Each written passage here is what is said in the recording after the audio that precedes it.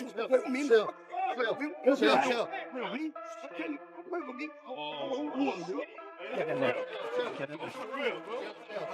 Was everybody coming together and saying, oh, we're going to watch a freak show. This is what this is. We know what this is. It is absolutely mental, what we're going to watch here. That's different than because he views Jake Paul as a decent boxer. This is not the first time that someone has come out and said this. We've heard Terrence Bud Crawford come out and say that because of the size difference, Tank won't be able to hurt Jake Paul, and that Jake Paul could probably knock him out with one punch. Floyd Mayweather is said to have rushed the stage at the news conference for Jake Paul versus Gervonta Davis and warned Jake.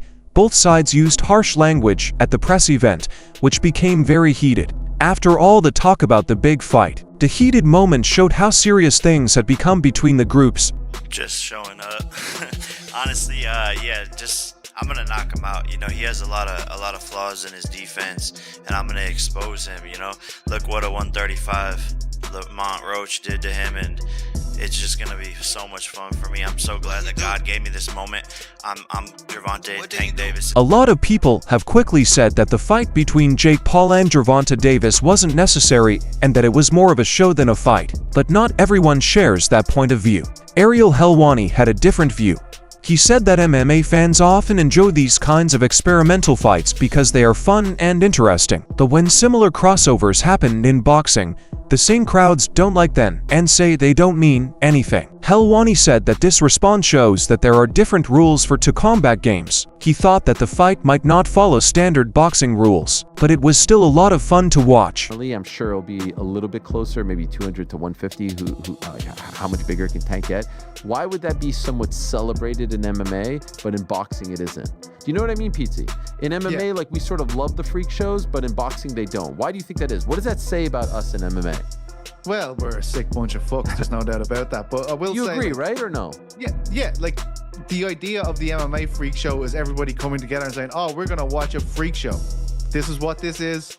We know what this is. It is absolutely mental, what we're going to watch here. I think where people get annoyed with Jake is, like, you know, he even got me. You know what I mean? This guy is the greatest outrage farmer of all time. I saw his tweet and I was like, reading it, you know what I mean? And I was like, well, this is exactly what he fucking wants me to do. You know, like, this is every time I'm doing this, he's in the game of getting eyeballs, and this is ridiculous. As long as, like, you know, why do I like an MMA freak show? Why would I watch Eddie Hall in an MMA fight against Dylan Dennis? I'd be like, this is fucking ridiculous, and I have to watch it. That's the way I feel about Jake Paul and Davis. I will watch it. It's ridiculous. You know what I mean? It's all of us getting together to go to the circus for the evening. I think the reason why there's pushback against it when Jake does it is because Jake, and obviously tactfully, is going like, what are you talking about? This guy's a world champion. I took out Mike Tyson. He's a world champion. And then I'm going to take out Canelo and stuff like this. Like, he's winding us up. He's not agreeing to the stipulation that we're all agreeing on, which is, this is a freak show. This is absolutely mental. As long as we can agree with that, we can all enjoy it collectively. But do you not think he does agree to that? Do you not think he knows what this is? No, I do. Floyd Mayweather talked about the fight between Jake Paul and Gervonta Davis. He said that Jake's skills still haven't been really tried because the Paul brothers do things that people don't understand. Jake has never fought someone with real experience or top boxing skills, like those who show what real fighters are all about in the ring. Like I said before, they know what they're doing. Both brothers. Logan as well as Jake, they know what they're doing, so they're doing. Both boxing fans and experts are split on the upcoming fight between Gervonta Davis and Jake Paul. A lot of people think this fight doesn't belong and isn't in the spirit of professional fighting. People are very upset, especially fans who have been following Davis's career since the beginning. They think this fight is a step backward for a boxer who is known for his hard work and powerful knockouts. People are upset not only about Jake Paul's history as a YouTuber, but also about the idea that Davis would even consider putting on such an event. People think that Tank ain't gonna knock out Jake Paul. Like, bruh, I'm gonna tell you exactly how it's gonna go. Jake Paul will go in that ring thinking he has the upper hand, he has the reach, he has the weight, and he gonna go in there confident. Yeah, he might stun Tank a little bit, but I'm gonna tell you, he gonna underestimate Tank. That's exactly what's about to happen. He's gonna underestimate him and his size, and he gonna get crushed. I think this right here is what's gonna end Jake Paul's boxing career. I think that Jake Paul, when you sit here and think about it, the people he fought, I'm not saying they wasn't real fighters, but they just not no Tank Davis, buddy. I'm telling you, I don't think this is scripted. I think, yes, this is for money, but I think it's like, hey, at your own cost, go in that ring. Y'all know the weight difference. What's going to happen is what's going to happen at the end of the day. I think Tank really go, hey, drop him. He ain't going to understand. Jake Paul ain't understand how, but he's about to see it. And on some real stuff, I think Tank setting Jake Paul up. So I remember when Jake Paul went up against Tyson, he said, you need to fight me. Like, I want to get in the ring with Jake Paul. He disrespected the boxing world by getting in the ring with Tyson and embarrassing him. And, you know, Tank really messed with Tyson. I think he's setting him up, bro. Mark my words. I think he's like, yeah, come in the ring, but we're going to do a friendly, you know what I'm saying? You know, a match or whatever. We're going to get this money. He about to embarrass him November 14th. Just because Jake Paul think the boxing world's sweet. He think it's sweet. He think they about to keep taking it easy on him with these fights. All right, I bet you. How much I want to bet? Tank is setting him up. He's gonna literally do him so bad just to make an example out of him. Fans find it hard to take this fight seriously because of all the strange things that are happening around it. One of them involves Shocker Stevenson, who recently got a lot of attention when it was said that he got into a fight with Jake Paul. He lost a lot of friends because they thought he was supporting an event they didn't like. Shocker, on the other hand, said that the hate doesn't bother him, man, that it drives him. His cool response shows how mature he is as a worker. Still, the fact that boxers who have nothing to do with each other are being brought into the debate shows how controversial this fight has become. It looks like people are more interested in the drama and the talk on social media than in the sports value of the event. When Turkey was doing all that, like, I don't want no boring Tom and Jerry fights, he came out with a Tom and Jerry hat. And then he fought in a style that is not sustainable for him. And it's not, again, for me, it's not sustainable because fighting like that, if you do that with the wrong one, you'll lose. If you fight how you fight, okay, it's going to be harder to win. But you're putting your own self on the chopping block, trying to appease the crowd or not be Tom and Jerry. It's not sustainable. And even in the Zepeda fight, he got rocked back with a jab and fell into the ropes like that. So you could say I wasn't hurt and all that, but it's still a bad look. It's a bad look. People always talk about Tank, the knee, hair grease thing, but what about Shakur getting rocked into the ropes from a Zepeda jab? Even if you were off balance, you're supposed to be light years ahead of Zepeda skillfully. So to me, that still looks really bad. Like, I watched 50 fights from Floyd Mayweather, and he's fighting way better than Zepeda level. And Canelo and these guys, they're not punching him into the ropes and he's staggering back. The optics of it look bad. So back to it, Shakur, I feel like he's trying so hard to look unbothered, but he always replies to it so you could tell he's bothered. He's like, man, I got him so mad at me. And I personally, I don't prefer that when people do that. Like, for example, Shakur's like, man, I got him tuned in and thanks for the support. Bro, they're not really supporting you. They're all the comments underneath you saying whatever you said about I get to pick Jake Paul's brain and work with him and all that. Most of them were negative. So you're trying to like it's so weird because it reminds me of when I've seen people like celebrities or whatever who they have boxers like Devin Haney and Terence Crawford have also said what they think. They think that facing someone like Jake Paul, no matter how good Gervonta Davis is too dangerous because of the size difference. Even though the precise skill gap is huge, Jake is much bigger and heavier than the other guy, which could make the fight tough to do. Both Haney and Crawford said that this kind of fight makes it hard to tell the difference between real fighting and entertainment. Their words show how many long-time boxing fans feel the sport should stay competitive and have value, not just be a business move or a show. Because he views Jake Paul as a decent boxer. This is not the first time that someone has come out and said this. We've heard Terence Bud Crawford come out and say that because of the size difference, Tank won't be able to hurt Jake Paul, and that Jake Paul could probably knock him out with one punch. We've seen Shakur Stevenson's words say that this is a clown show, that this is a disgrace to boxing, that it's something that he doesn't want to be a part of, but then do everything he can to be a part of it by turning from 2-division, 3-division world champion, former unified champion, and turning himself from that into a damn sparring partner for Jake Paul. So people's words, people's actions are showing that they really, really deep down like this fight. And now you can add Devin the Dream Haney to the list of fighters. And I just find it funny because here's the thing, I disagree with him. I am only interested in this fight because number one, I'm a diehard Gervonta Tank Davis fan. And number two, I don't really like Jake Paul at all. So I would like to see Tank Davis knock his block off. But as far as a competitive standpoint, as far as thinking it's a good fight, as far as loving the fight, nah, bro, I think it's a trash-ass fight. I think Tank Davis is way too good, way too skilled, way too talented to even allow Jake Paul to share the ring with him. That is my opinion. And so as a result, my pick of the fight or my overview and analysis of the fight is the same. If it's a real fight, if this is something that Tank Davis is taking serious, Jake Paul is going to get in that bitch. Keith Thurman, a former world champion, had a more fair view. Fans who say bad things about Gervonta Davis are often the ones who never miss one of his fights, he said. He said that even though people like to complain, they still listen because Tank always has something exciting to say. Thurman said that this kind of trouble keeps Davis in the news and shows how important he is in fighting. He thinks that people will still watch this fight, even if a lot of people say bad things about it. Thurman thinks this shows how strong Davis's name has become. Even the people who disagree with him help him win. First off, don't watch Tank. Don't do it. You know what I'm saying? You support it, then what you doing?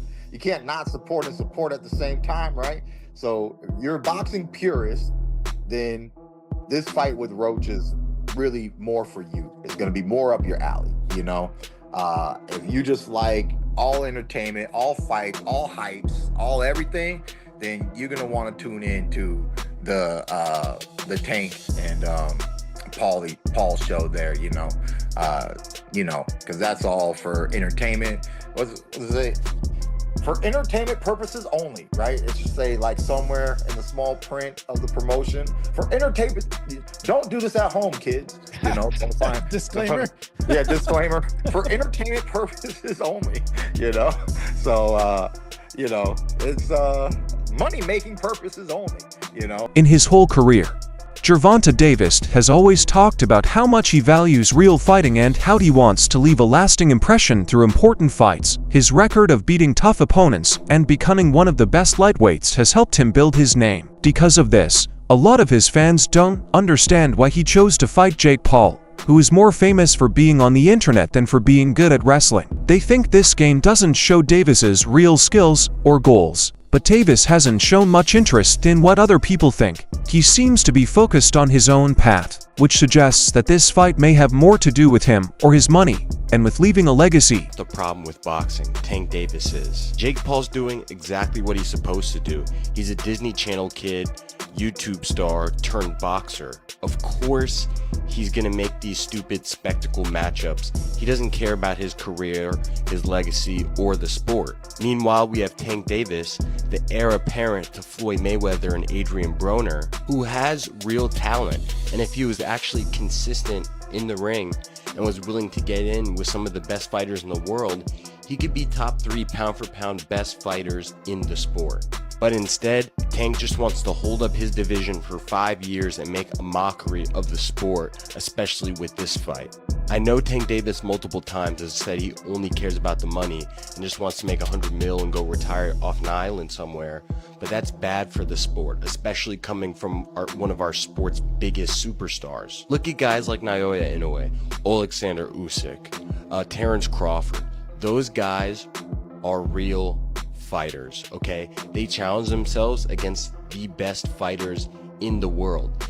And money comes their way too from it. Don't get it twisted. What's crazy is Tank would make just as much money if he fought Shakur, Devin Haney, even Teofimo Lopez. The biggest tragedy of all is the fact that Lamont Roach isn't getting his rematch. He got robbed in that fight with a knockdown. He definitely would have won the split decision, and he would have got his Buster Douglas moment, but he didn't, and now he can't even get a rematch because Tank is going to do this, and now Lamont Roach has to fight Pitbull Cruz instead. I used to be such a big Tank Davis fan, but over the last year and a half that I've had this channel, the amount of BS that I've had to report on Tank Davis just like this completely turned me off as a fan of Tank Davis.